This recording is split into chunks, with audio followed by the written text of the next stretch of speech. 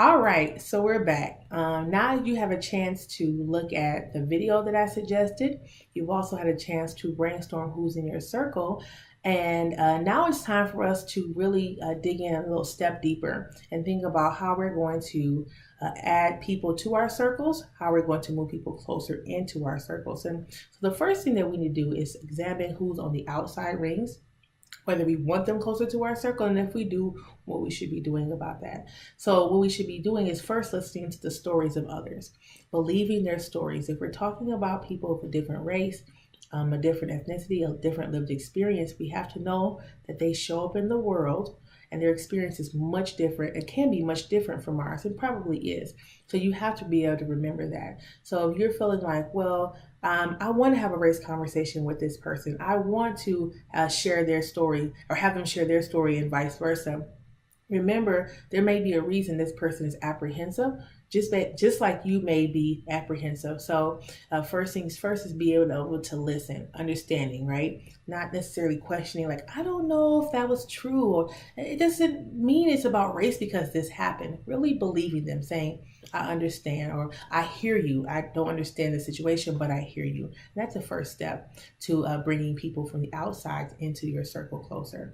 The next thing is getting and gaining perspective, right? Understanding that books, YouTube videos, articles are going to be some of your best resources for understanding the perspective of others. Obviously, they don't replace human beings, but you don't want to walk up to an indigenous person, for example, and say, I have 45 questions about indigenous people, and I heard you were indigenous.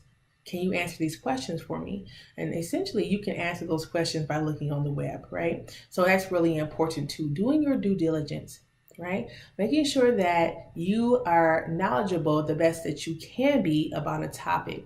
No one's an expert, and that's not what I'm saying, but definitely being aware like, hey, I can look that information up. I don't have to ask my neighbor or my best friend's girlfriend for information about this. The next thing that you need to be thinking about is being conscious of your routines. So this one is huge. When we are living our daily life, we're going to the grocery stores, we're coming home from work and things like this, we typically move in the same routine or pattern circle. So really you want to be thinking about like, what grocery stores am I shopping at?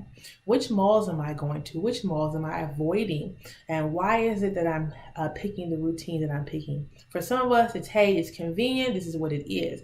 And some of us, we are going out of our way to not go to a certain part of town or to go to a specific part of town because of our belief systems around the people who live in that part of town. So really examining, like, why am I not going to this specific store? Or why do I avoid that store, right? I've heard people say things like, well, I don't go there, that's ghetto, or that place is in the hood. What does that mean, right? What is your mindset behind those words when you're saying it's ghetto? Who are you associating with those words, right? You may be thinking, well, I just mean it's run down, or it needs work. Well, if that's the case, then say those things versus ghetto or for poor people or whatever. Another thing that you may want to consider is examining where your child goes to school and where you work.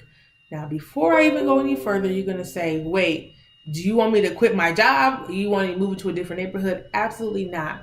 But if I look at the demographics of my child's school and I see that my child's school is overrepresented by one particular race, more than 50% or 40%, how am I going to supplement my child's spaces, right? If I know that my child's in a school that is 90% white or 80% African American, how am I going to put them in spaces where Asian Americans are? How am I going to put them in spaces where Pacific Islanders are going to be?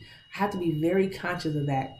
As I'm moving through that space, they need to move through that space and see diversity is good, right? And I'm careful with that word diversity because people get skin color mixed up with true equity and diversity, but thinking about moving your child and moving your spaces if you have children, sorry to make an assumption, but moving around those spaces and being very intentional as to how you move about those spaces.